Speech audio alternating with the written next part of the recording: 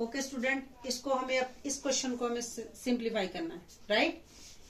128 की पावर -2/7 है, -625 raise to power -3 और इस पूरे की पावर -1/4 है, प्लस 14 2401 की पावर -1/4 है। तो ये जो बड़े नंबर है 128, 625, 2401, इन सब की हम प्राइम फैक्टराइजेशन करेंगे।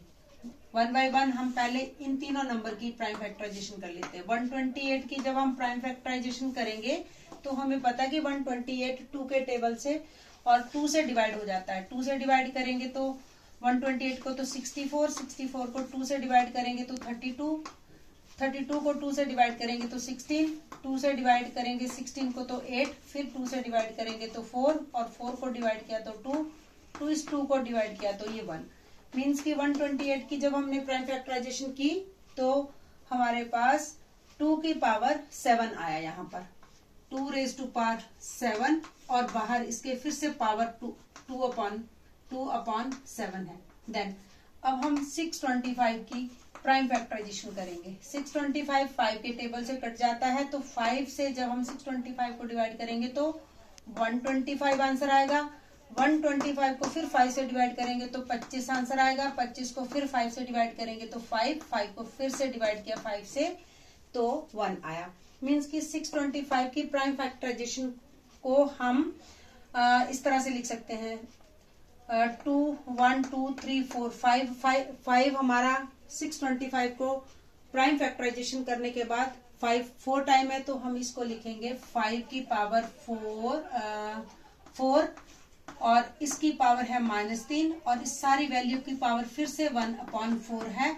देन हमारे पास अब बचा है 2401। अब हम 2401 को डिवाइड करेंगे। हमें पता है ये 49 का स्क्वायर होता है तो 49 7 से कट जाता है। इट मीन्स कि 2401 को जब हम 7 से डिवाइड करेंगे, मीन्स कि 7 से 4 टाइम डिवाइड करेंगे। 7 से डिवाइड किया इस नंबर को तो 343 को 7 से डिवाइड किया तो 49, फिर 7 से डिवाइड किया तो 7, फिर 7 से डिवाइड किया तो 1। मीन्स कि अब इस नंबर को हम कैसे लिख सकते हैं 1 2 3 4, 7 कितनी बार आया 4 टाइम, तो हम इसको लिखेंगे ये 14 ये आया 14 ऑलरेडी ये जो क्वेश्चन में लिखा है ये लिया हमने ब्रैकेट में 7 की पावर 4 और इस पूरे की पावर को 1/4 इस तरह से ले लिया है। अब 2 की पावर 7 और -2/7 ये दोनों power inside the bracket outside the bracket multiply हो जाएगी। 2 हमारा बेस है, इस 7 को इस -2/7 से मल्टीप्लाई किया। देन 5 की पावर 4 ये पावर इस -3 से मल्टीप्लाई हो जाएगी और ये तीनों पावर आपस में मल्टीप्लाई हो जाती है। ये रूल ऑफ एक्सपोनेंट्स के अकॉर्डिंगली हम इसको ऐसा लिख सकते हैं। प्लस ये 14 एज इट इज, फिर ये पावर 7 की पावर 4 जो है इस वैल्यू को हम -1/4 से मल्टीप्लाई कर देंगे। 7 की पावर 4 इंटू -1/4 इसको सिंप्लीफाई करेंगे। ये 7 इस 7 से कैंसिल हो गया तो यहाँ पर 2 की पावर -2 बचा। ये 4 इस 4 से कैंसिल हो गया। अब 5 की पावर हमारे पास एक -3 और ये -1 वैल्यू थी। इन दोनों माइनस वैल्यू को मल्टीप्लाई करेंगे तो +3 आएगा। देन ये 14 ये 4 से कैंसिल हो गया और यहाँ पर 7 की पावर -1 बचा।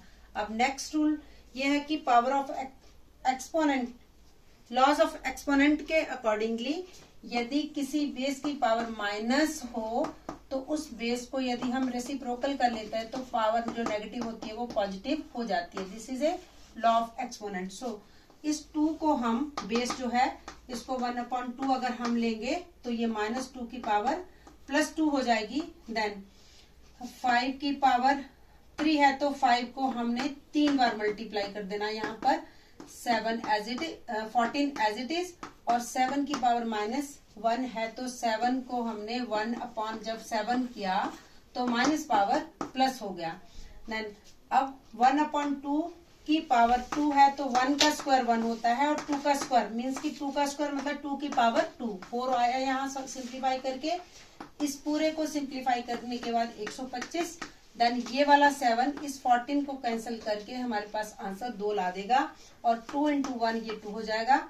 अब 1/4 एज इट इज रहेगा, -25 और +2 123 रहता है अपॉन 1। इसलिए क्या, ताकि हम इन दोनों डिनोमिनेटर का एलसीएम ले सके।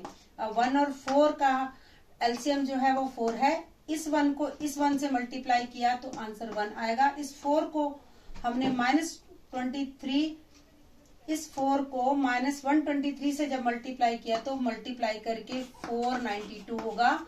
अब 1 से जब हमने -492 को माइनस किया तो यहाँ -491/4। ये इस पूरे क्वेश्चन का आंसर यहाँ मिला हमें।